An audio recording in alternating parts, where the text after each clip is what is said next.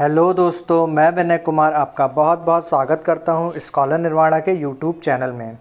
दोस्तों, आज हम पढ़ने वाले हैं अपना साइंस का एक टॉपिक और इसमें हम कवर करने वाले हैं ऊष्मा चैप्टर के एमसीक्यू को।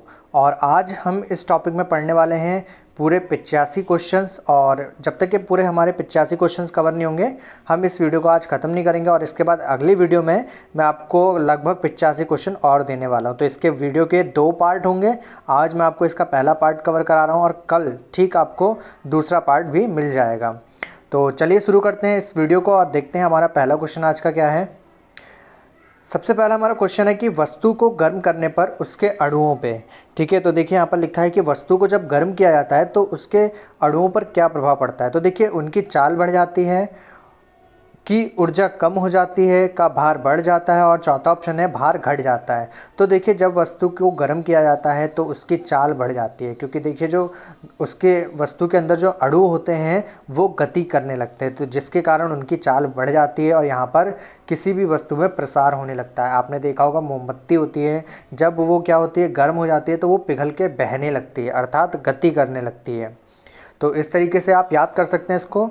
अगला हमारा क्वेश्चन है, दूसरा क्वेश्चन कह रहा है कि किसी वस्तु का ताप किसका सूचक है। तो देखिए अगर कोई वस्तु है उसका ताप क्या सूचक करता है, तो उसके अणु की कुल ऊर्जा का, उसके अणुओं की औसत ऊर्जा का, उसके अणुओं के कुल वेग का, और हमारा चौथा ऑप्शन है उसके अणुओं के औसत गतिज ऊर्जा का। तो यहाँ पर जो आंसर है आपका देखिए डी वाला है, उसके अणुओं के औसत गतिज ऊर्जा का। तो देखिए पूरी की पूरी जो ऊर्जा होती है वो औसत रूप में नापी जाती है, याद रखिए।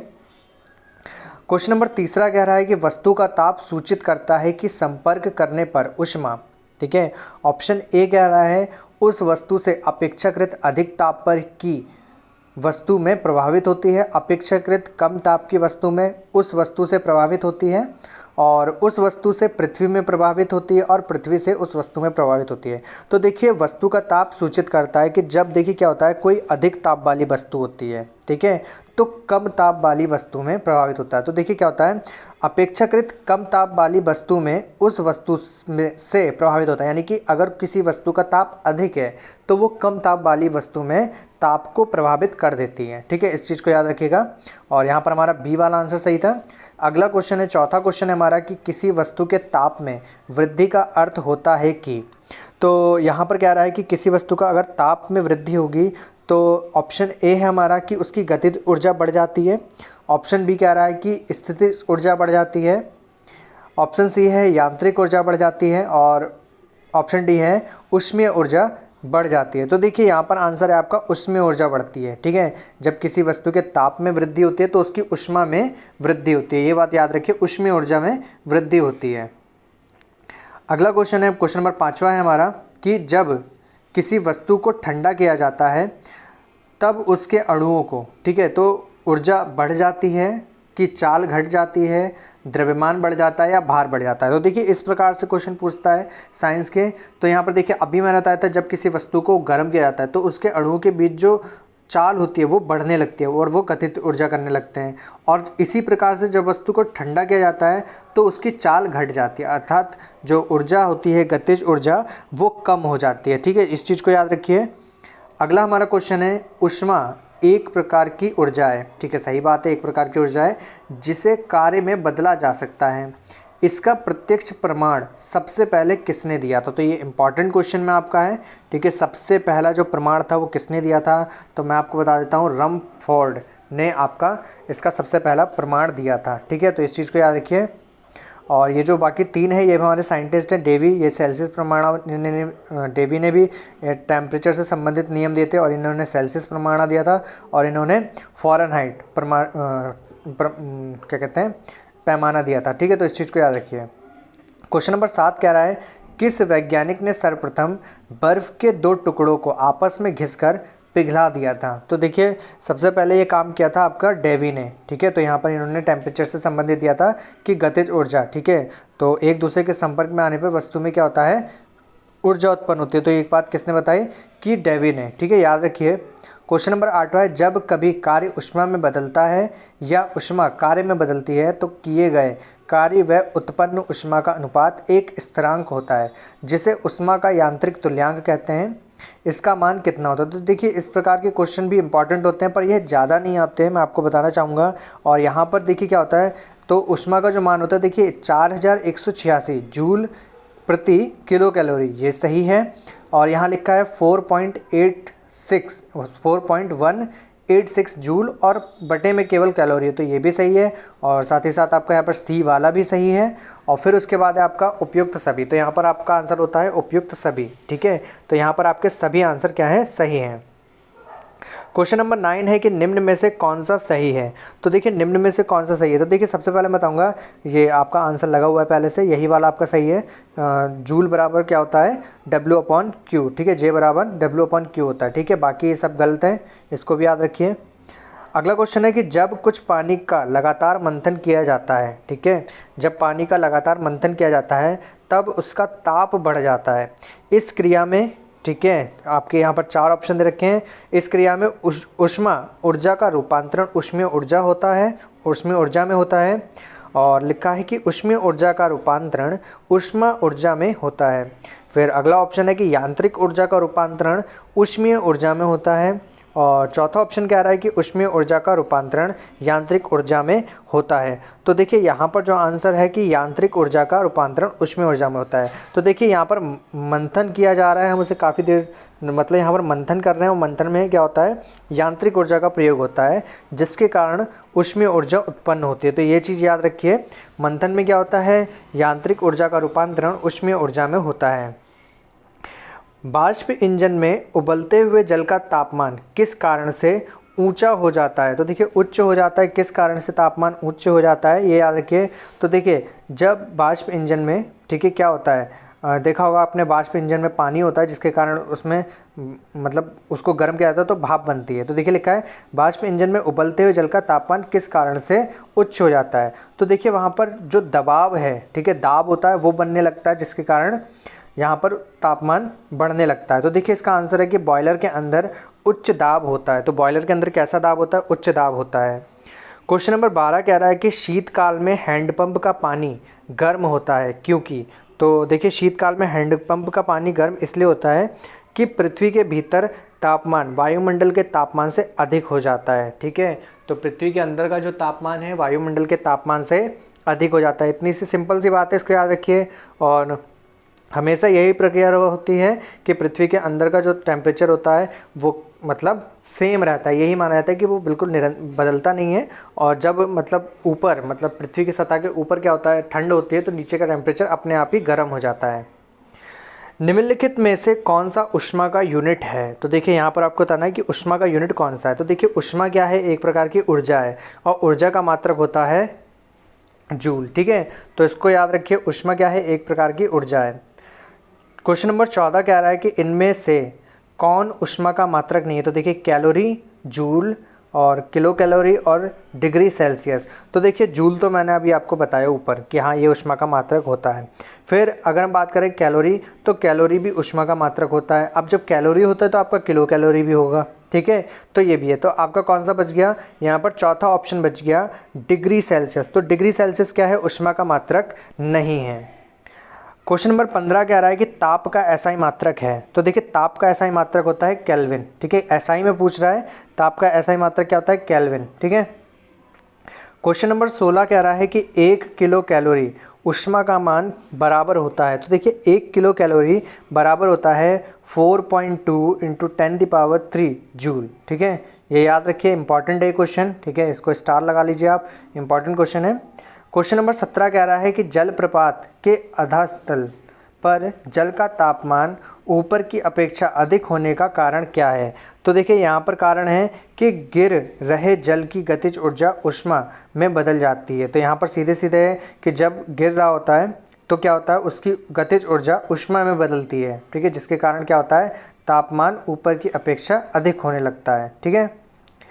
अब लिखा है अगला क्वेश्चन है कि गर्मियों में ताप 46 डिग्री सेंटीग्रेड हो जाने पर भी ऊंट गर्मी से राहत महसूस करता है। तो देखिए ऊंट से रिलेटेड ये क्वेश्चन है, और यहाँ मैं आपको बताना चाहूँगा कि देखिए जब भी टेम्परेचर 46 डिग्री से ऊपर भी हो जाता है तब भी ऊंट को राहत क्यों मिलती है। तो यहाँ पर इसका आंसर है अपने शरीर के तापमान को 42 डिग्री सेंटीग्रेड तक के बढ़ाकर ऊँट को आराम महसूस होता है। तो देखिए वो अपने टेम्परेचर को बढ़ा सकता है, ठीक है, 42 डिग्री सेंटीग्रेड तक के, इसको याद रखिए। क्वेश्चन नंबर 19 कह रहा है कि बर्फ़ पर दाब बढ़ाने से उसका गलनांक, ठीक है, तो ऑप्शन ए है घटेगा, ऑप्शन बी है बढ़ेगा, अपरिवर्तित रहेगा और शून्य हो जाएगा। तो यहाँ पर देखिए बर्फ़ की बात कर रहा है, जब बर्फ़ पे आप दाब बढ़ाते हैं तो उसका गलनांक घट जाएगा, और यही बात डेवी ने भी सिद्ध करके बताई थी। उन्होंने जब दोनों बर्फ़ों को घिसा था तो वहाँ पर क्या हुआ था, उसमें दाब बढ़ने लगा था, ठीक है, जिसके कारण बर्फ़ पिघलने लगी थी। अगला क्वेश्चन है, गैस तापमापी द्रव तापमापियों की तुलना में ज़्यादा संवेदी होती हैं, क्योंकि, तो देखिए यहाँ पर जो इसका आंसर है, सबसे पहले देखिए ऑप्शन क्या कह रहा है कि विशिष्ट ऊष्मा अधिक होती है, तो ये चीज़ गलत है। विशिष्ट ऊष्मा का कोई यहाँ पर महत्व नहीं है, ठीक है। फिर उसने कहा कि प्रसार गुणांक अधिक होता है, हल्की होती है और विशिष्ट ऊष्मा कम होती है। तो देखिए गैस का जो प्रसार गुणांक होता है वो अधिक होता है, जिसके कारण ये अधिक संवेदी होती है। आपने देखा होगा परफ्यूम जो होता है आप तुरंत क्या करते हैं, कमरे में छोड़ते हैं, हल्का सा भी अगर वो लीक हो जाए तो पूरे कमरे में महक आ जाती है, खुशबू आ जाती है। तो वो क्या होता है, प्रसार गुणांक के कारण होता है, जिसके कारण वो जल्दी से प्रसारित हो जाता है। इस चीज़ को याद रखिए। क्वेश्चन का आंसर यहाँ पर है प्रसार गुणांक के कारण, ठीक है। क्वेश्चन नंबर 21 है कि ताप युग्म तापमापी जिसको हम बोलते हैं थर्मोकपल थर्मोमीटर, किस सिद्धांत पर आधारित है। तो देखिए किस सिद्धांत पर आधारित है, इसको हम बताते हैं सीबेक के प्रभाव पर आधारित है, ठीक है। किस पे, सीबेक के प्रभाव पर यह आधारित है। क्वेश्चन नंबर 22 कह रहा है कि अत्यधिक ऊंचे तापों की माप की जाती है। तो जो सबसे अत्यधिक ऊंचा ताप होता है उसकी माप की जाती है पूर्ण विकिरण उत्तापमापी से। तो देखिए पूर्ण विकिरण उत्तापमापी से हम क्या करते हैं, अत्यधिक ऊंचे तापों की माप की जाती है। ये भी क्वेश्चन आपका सही है, इंपॉर्टेंट क्वेश्चन में आता है ये भी। क्वेश्चन नंबर 23 कह रहा है कि पूर्ण विकिरण उत्तापमापी टोटल रेडिएशन पायरोमीटर किस सिद्धांत पर काम करता है। तो देखिए ये भी इंपॉर्टेंट क्वेश्चन है, और यहाँ पर है स्टीफन के नियम पर, ठीक है, इसको याद रखिए।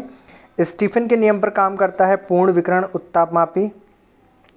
क्वेश्चन नंबर 24 कह रहा है कि दूर की वस्तुओं जैसे सूर्य आदि का ताप किस तापमापी के द्वारा मापा जाता है। तो देखिए दूर की जो वस्तुएं हैं उनको हम नापते हैं पूर्ण विकिरण उत्तापमापी द्वारा। तो देखिए पूर्ण विकिरण उत्तापमापी के द्वारा हम इसको नापते हैं। अगला हमारा क्वेश्चन है कि ठंडे देशों में पारे के स्थान पर अल्कोहल को तापमापी द्रव के रूप में वरीयता दी जाती है, क्योंकि, तो देखिए जो ठंडे देश होते हैं वहाँ पर पारे के स्थान पर हम अल्कोहल को यूज़ करते हैं।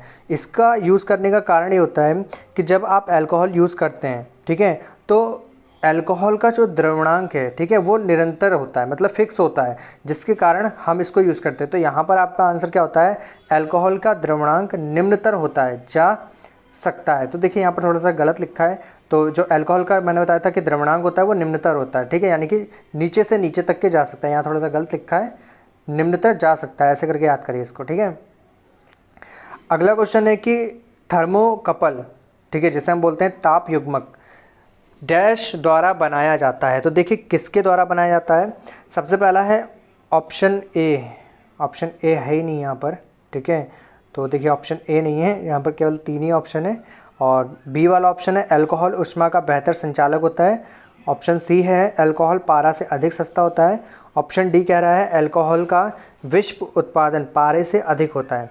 तो यहाँ पर जो इसका आंसर है वो आपका है अल्कोहल पारे से अधिक सस्ता होता है। तो जैसा कि मैंने आपको बताया था, ऊपर भी क्वेश्चन यही कह रहा था।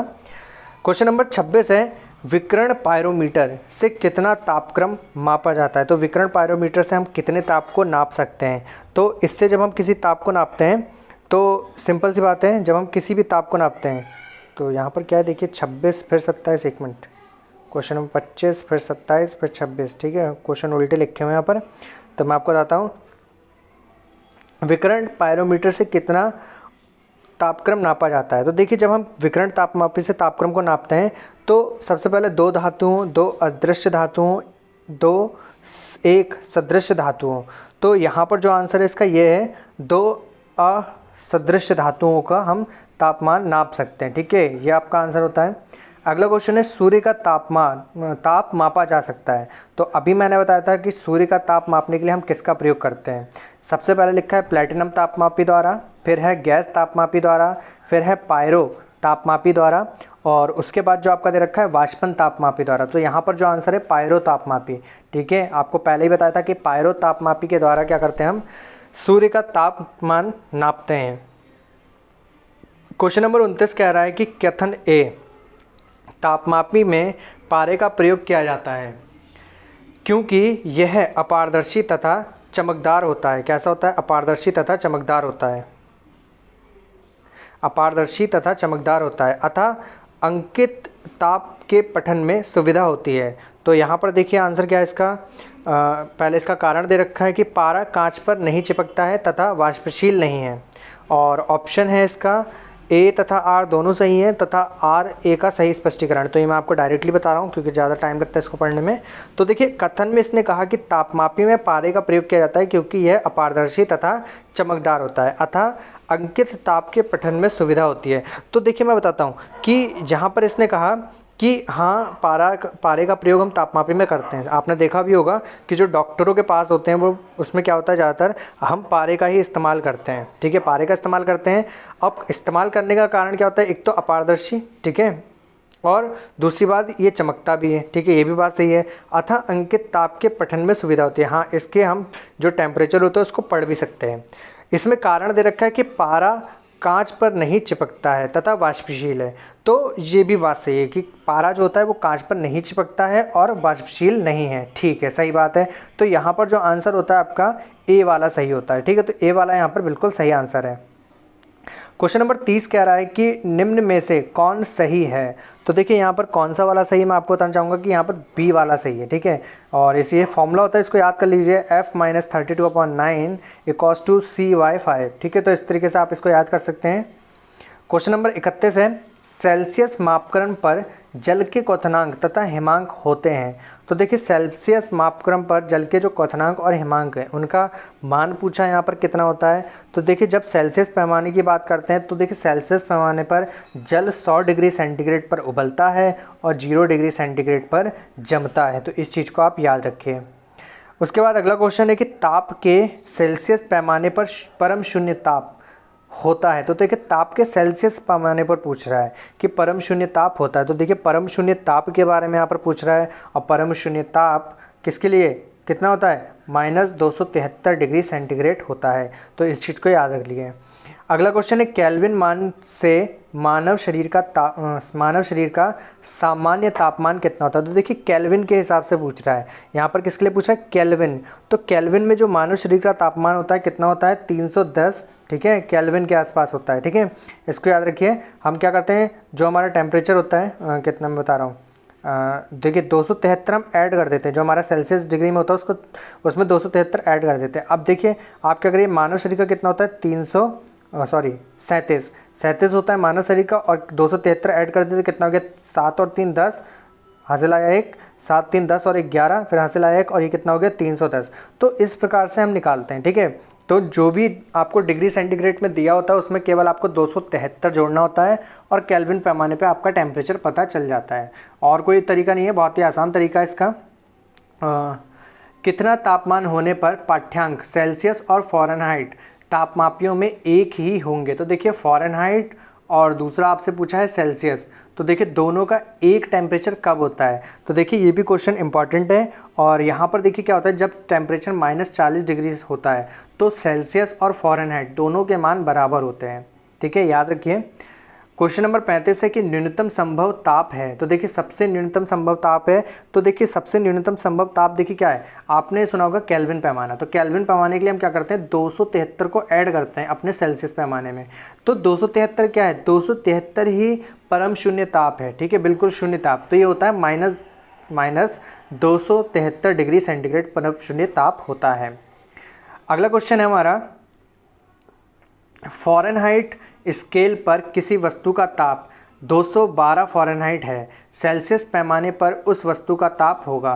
तो देखिए जब 212 फ़ारेनहाइट में दे रखा है, अब इसको सेल्सियस पैमाने पर बदलने के लिए आपको फॉर्मूला लगाना है। ठीक है, आपको फॉर्मूला मैंने बताया था पीछे, देखिए मैं दिखाता हूँ फॉर्मूला। ठीक है, कहाँ गया, फॉर्मूला दिखा दूँ। देखिए ये आपको फॉर्मूला लगाना है बी वाला, f minus 32/9 is to c/5। इस फॉर्मूले को लगाइएगा, आप आराम से इसको कर सकते हैं, ठीक है। अब मैं आपको यहाँ पर करके नहीं दिखाऊंगा, वरना आपको पूरा मैं सॉल्व करके दिखाता, ठीक है। तो याद रखिए कि जब 212 फ़ारेनहाइट में दे रखा है उसको सेल्सियस पैमाने पर बदलना है, ठीक है। और किस तरीके से बदलेगा, तो देखिए 212 लिखना है आपको, -32 करना है और 9 से डिवाइड करके बराबर में c/5 लिखना है और सॉल्व कर देंगे, आपका आंसर आ जाएगा, ठीक है। आप करिएगा और मुझे बताइएगा कि आपका आया नहीं आया, तो मैं अगली वीडियो में आपको समझाऊंगा, क्योंकि देखिए इसका अगला वीडियो ही बनाना है। और प्लीज़ मेरे वीडियो को लाइक कीजिए अगर अच्छी लग रही है, और चैनल को सब्सक्राइब जरूर कर लीजिए, ठीक है। आपसे निवेदन कर रहा हूँ मैं बहुत। अगला क्वेश्चन है हमारा, अच्छा हम 36 क्वेश्चन कवर कर रहे थे पहले, तो इसका आंसर बताना है 212 फ़ारेनहाइट, ठीक है। तो 212 फ़ारेनहाइट को हमें किसमें बदलना है, सेल्सियस पैमाने पे बदलना है। तो इसका जो आंसर है आपका कितना है, 100 डिग्री सेंटीग्रेड, ठीक है। 100 डिग्री सेंटीग्रेड याद रखिए।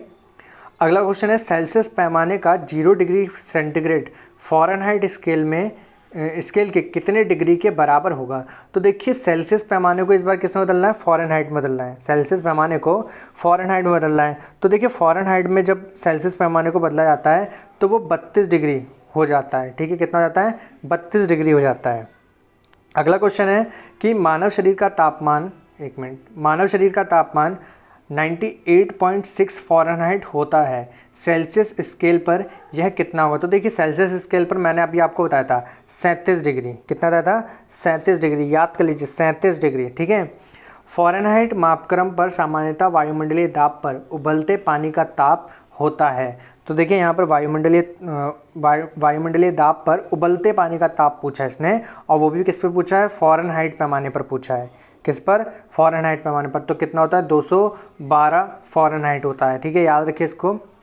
क्वेश्चन नंबर 40 कह रहा है कि दिल्ली में जल का क्वथनांक 100 डिग्री सेंटीग्रेड है, तब तो मंसूरी में जल का तापमान क्या होगा। तो देखिए दिल्ली में है, दिल्ली में आपको कितना दे रखा है, 100 डिग्री सेंटीग्रेड, और क्वेश्चन सिर्फ कंफ्यूज कर रहा है आपसे, ठीक है। अब मैं थोड़ा सा बताऊंगा कि देखिए क्या होता है, जब भी हम किसी समतल एरिया में होते हैं, ठीक है, तो समतल एरिया में जो बाष्प दाब होता है वो बिल्कुल बराबर होता है, ठीक है। और जब आप धीरे धीरे ऊंचाई वाले स्थान पे जाते हैं, जैसे कि आप पहाड़ों पर जाएंगे, तो यहाँ पर जो वायुमंडलीय दाब होता है वो बढ़ने लगता है, ठीक है। वायुमंडलीय दाब बोलना है मुझे, ठीक है। वायुमंडलीय दाब जो होता है वो बढ़ने लगता है पहाड़ों पर, जिसके कारण किसी भी मतलब वस्तु का, मतलब हम सीधे से जल की बात कर रहे हैं, जो जल का क्वथनांक होता है वो कम होने लगता है, ठीक है।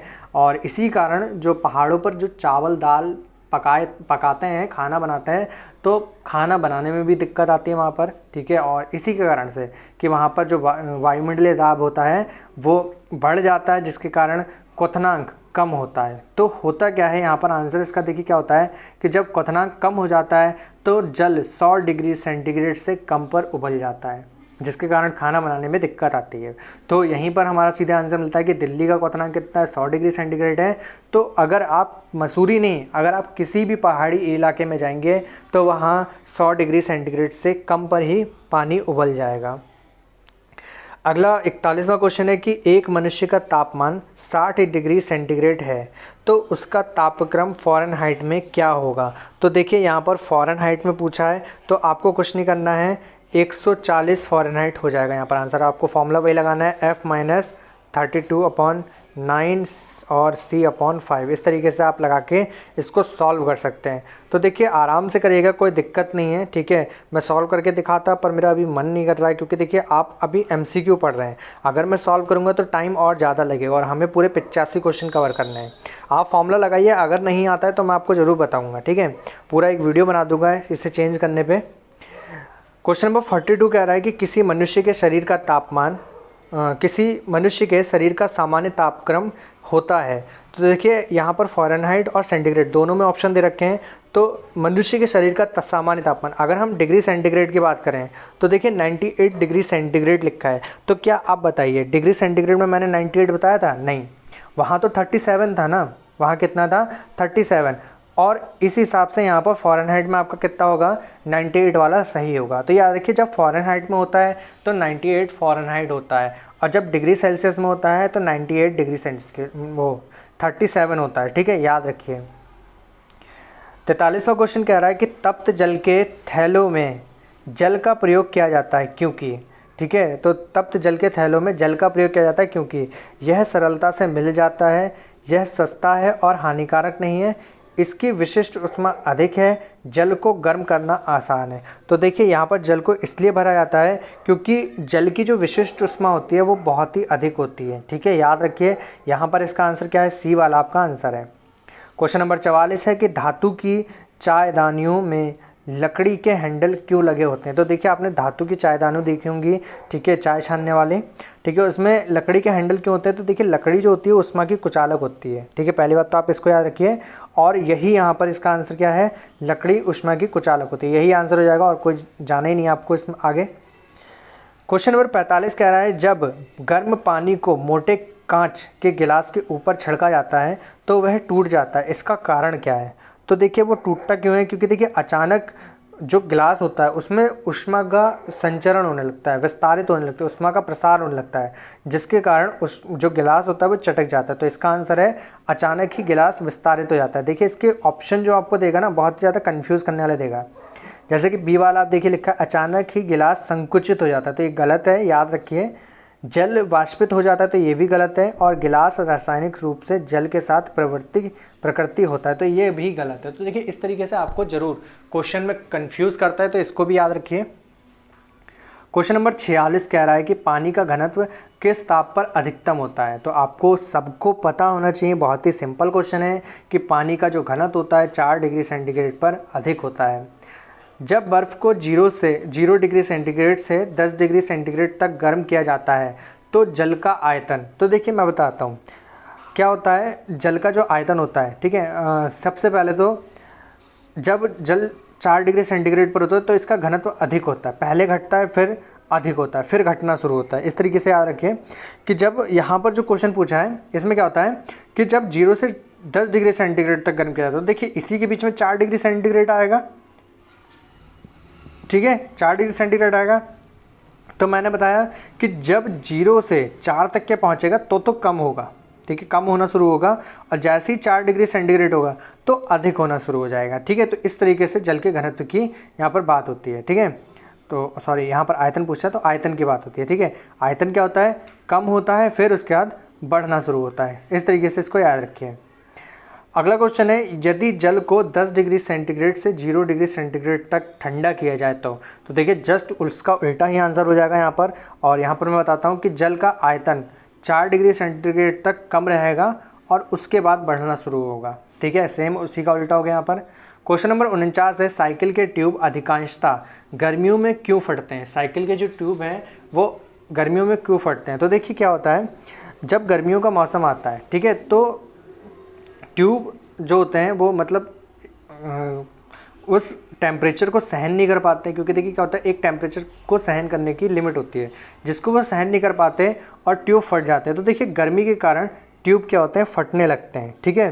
गर्मी के कारण रबड़ बहुत कमज़ोर हो जाती है, तो ऐसा गलत है। गर्मी के कारण रबड़ को कड़ा हो जाता है और हवा को जगह देने के लिए फैलता नहीं, तो ऐसा भी नहीं है, उपयुक्त में से कोई नहीं और ये भी नहीं। तो यहाँ पर पहला आंसर है गर्मी के कारण ट्यूब फट जाते हैं, ठीक है। अगला क्वेश्चन है शीशे की छड़ जब भाप में रखी जाती है इसकी लंबाई बढ़ जाती है परंतु इसकी चौड़ाई, ठीक है। तो देखिए लंबाई तो बढ़ेगी, तो देखिए अगर कोई लंबी चीज़ है, ठीक है, छड़ है कोई, तो इसकी लंबाई क्यों बढ़ती है। तो देखिए इसमें क्या होता है रेखीय प्रसार गुणांक होता है, ठीक है, रेखीय प्रसार गुणांक होता है। और जब हम बात करते हैं इसकी चौड़ाई की तो देखिए कोई चीज़ अगर लंबी है एक तार के रूप में तो उसमें रेखीय प्रसार गुणांक ही होगा, तो यहाँ पर जो चौड़ाई है वो अव्यवस्थित रहती है, ठीक है। क्वेश्चन नंबर 51 है कि लोलक घड़ियाँ गर्मियों में सुस्त क्यों हो जाती हैं।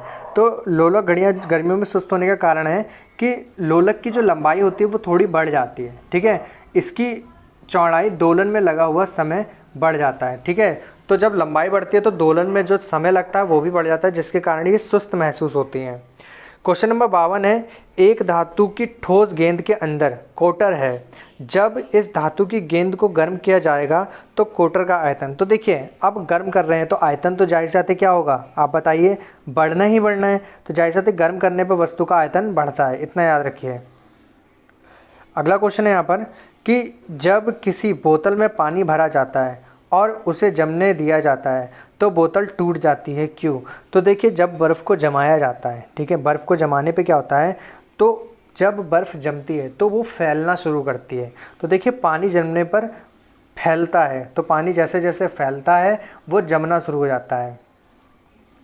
अत्यधिक शीत ऋतु में पहाड़ों पर पानी की पाइपलाइनें फट जाती हैं। इसका कारण तो मैंने आपको वही बताया, जब पानी पाइप के अंदर जमता है जिसके कारण पानी का आयतन बढ़ने लगता है और पाइप में पानी जमने पर वो फैल जाता है। ठीक है।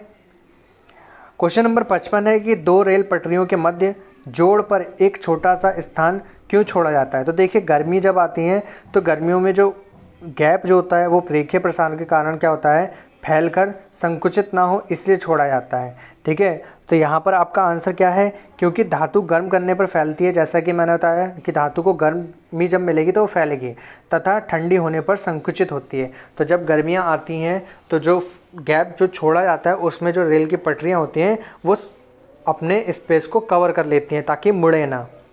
क्वेश्चन नंबर 56 है कि किसी झील की सतह का पानी बस जमने ही वाला है, झील के अधा स्थल में जल का क्या तापमान होगा। जब पानी जमने ही वाला होता है तो उस परिस्थिति में तापमान 4 डिग्री सेंटीग्रेड होता है। तो याद रखिए 4 डिग्री सेंटीग्रेड होता है और पानी पता चल जाता है कि अब जम जाएगा।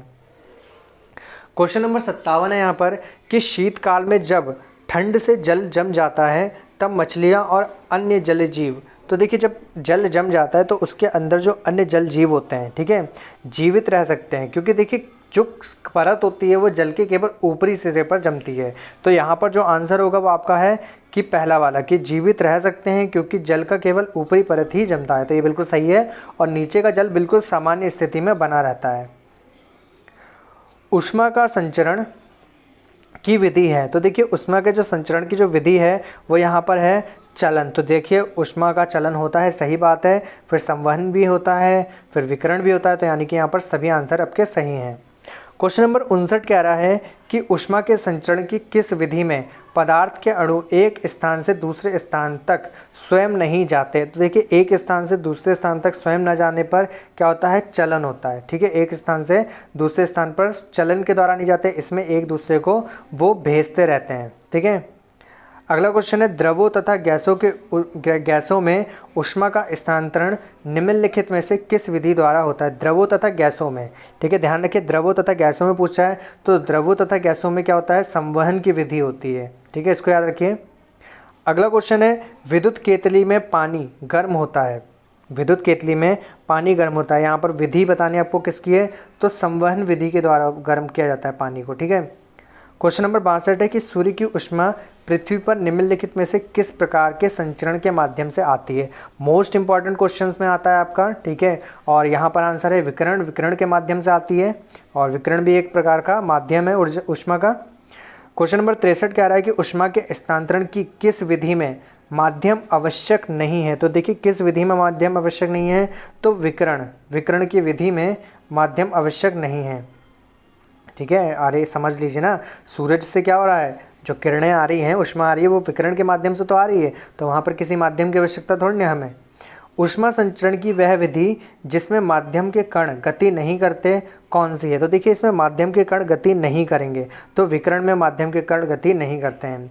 क्वेश्चन नंबर 65 है निम्नलिखित में से कौन ऊष्मा का सर्वोत्तम चालक है। तो देखिए ऊष्मा का सर्वोत्तम चालक होता है आपका बी, ठीक है, पारा। पारा ऊष्मा का सर्वोत्तम चालक है, जल भी नहीं है, लकड़ी भी नहीं है और चमड़ा भी नहीं है, तो ये तीनों आंसर आपके गलत हो जाते हैं।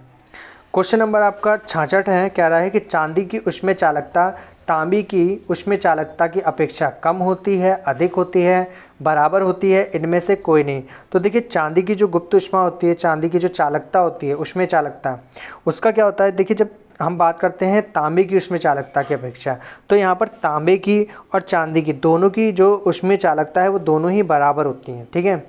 अगला क्वेश्चन है, इंपॉर्टेंट क्वेश्चन है, बोलोमीटर एक यंत्र है जो नापता है। तो देखिए बोलोमीटर क्या नापता है, आपने देखा होगा बोलते रहने पर क्या होता है, हमारे मुंह से बहुत ज़्यादा ध्वनि निकलती है, जैसे मैं ही काफ़ी देर से बोल रहा हूँ तो आवाज़ कैसी होती आती है, भारी हो जाती है और मतलब गर्माहट होने लगती है। तो किसकी नाप करता है, ऊष्मीय विकिरण की माप करता है। ठीक है, बोलोमीटर आपका ऊष्मीय विकिरण की माप करता है। क्वेश्चन नंबर 68 है कि ठंड के दिनों में लोहे के गुटके और लकड़ी के गुटके को प्रातः काल में छुएं तो लोहे का गुटका ज़्यादा ठंडा लगता है क्योंकि, तो देखिए यहाँ पर हम क्या कर रहे हैं, लकड़ी का गुटका है और क्या है, लोहे का गुटका है। तो देखिए हम जब प्रातःकाल में छू रहे हैं तो लोहे का गुटका ज़्यादा ठंडा लगता है। तो देखिए होता क्या है, जो लोहा होता है वो ऊष्मा का अच्छा चालक होता है, ठीक है, अच्छा चालक होता है, लकड़ी की तुलना में काफ़ी ज़्यादा अच्छा चालक होता है, तो जिसके कारण वो ज़्यादा ठंडा लगता है और इसी कारण वो गर्म भी ज़्यादा लगता है लकड़ी से, ठीक है। जब गर्मियों के दिनों में आप लोहे के टुकड़ों के छूओगे तो वो ज़्यादा गर्म लगता है और लकड़ी आपको कम गर्म लगती है। तो यहाँ पर आंसर क्या होता है, लकड़ी की तुलना में लोहा ऊष्मा का अच्छा चालक है, ठीक है, याद रखिए इसको भी।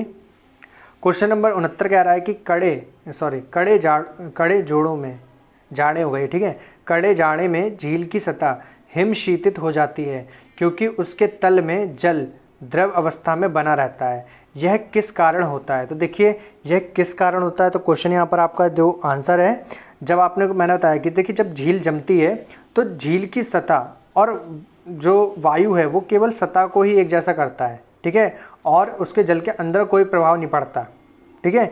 तो यहाँ पर देखिए आंसर आपका क्या है कि झील की सतह और वायु का तापमान एक जैसा होने के कारण ऊष्मा की कोई हानि नहीं होती, ठीक है।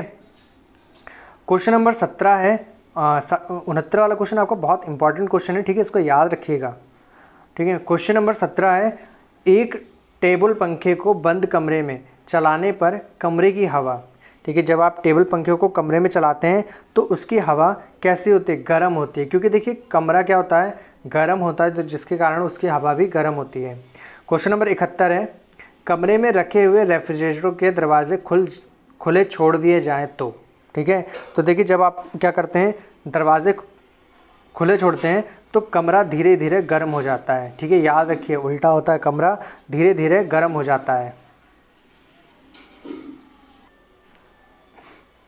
अगला क्वेश्चन है हमारा 72वां क्वेश्चन है कि यदि किसी धातु को खाना पकाने के बर्तन बनाने में प्रयुक्त किया जाता है तो ताप चालकता, तो देखिए यहाँ पर हम क्या कर रहे हैं, खाना पकाने के लिए प्रयुक्त कर रहे हैं, तो ताप चालकता उसकी कम होनी चाहिए, जितना बर्तन ताप को कम ऑब्जर्व करेगा खाना उतना जल्दी पकेगा, ठीक है।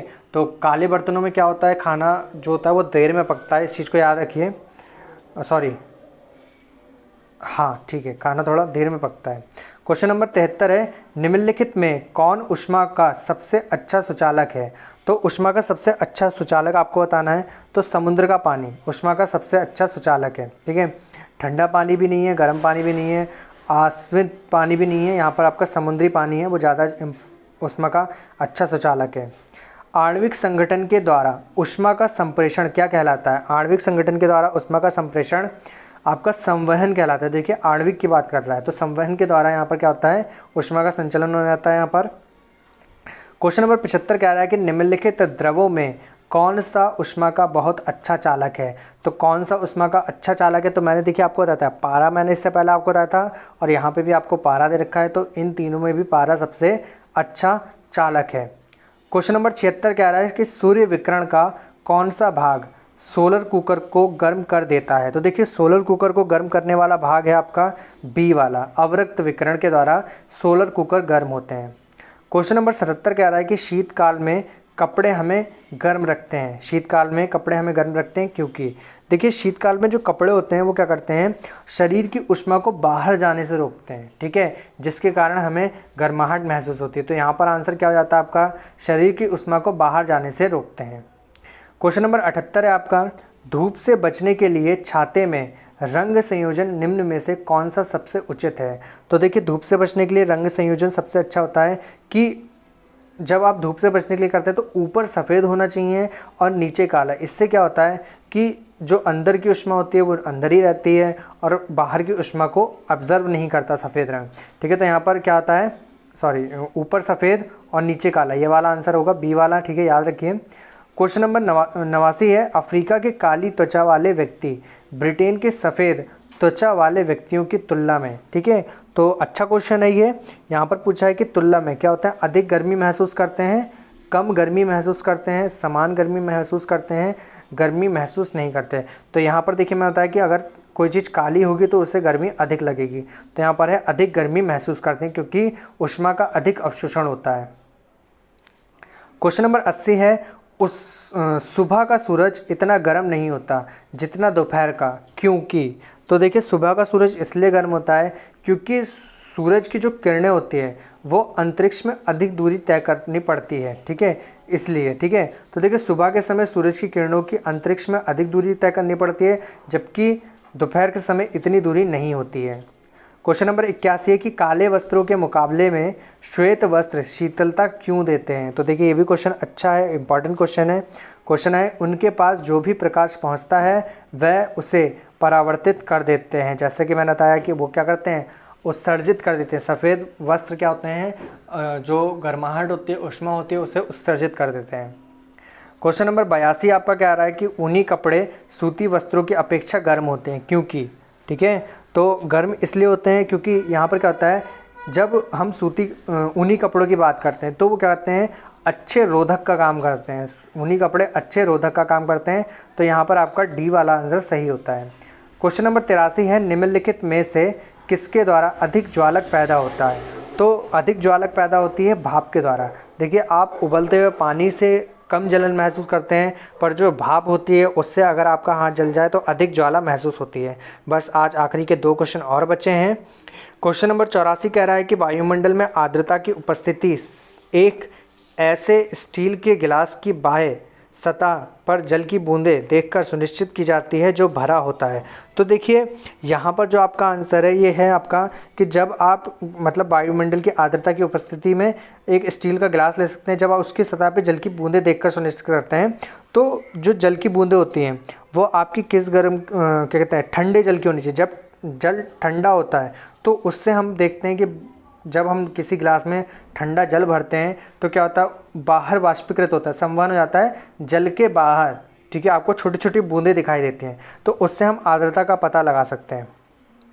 क्वेश्चन नंबर 85 है कि अच्छे उत्सर्जक अच्छे अवशोषक होते हैं, ये नियम किसका है। अच्छे उत्सर्जक अच्छे अवशोषक होते हैं, ये नियम किसने दिया है, तो ये नियम दिया था किरचॉफ ने, ठीक है। अच्छे उत्सर्जक अच्छे अवशोषक होते हैं, तो ये नियम किसका है, किरचॉफ का नियम है, इसको याद रखिए, ठीक है। आगे हम यहाँ से 86 क्वेश्चन से कल पढ़ेंगे, अगली वीडियो में पढ़ेंगे। अगर आपको मेरा वीडियो अच्छा लगा है तो प्लीज़ आप वीडियो को लाइक कीजिए और चैनल को सब्सक्राइब कीजिए जो लोग नए हैं। तो आज के लिए इतना ही, कल मिलते हैं अपने नए वीडियो के साथ, तब तक के लिए धन्यवाद।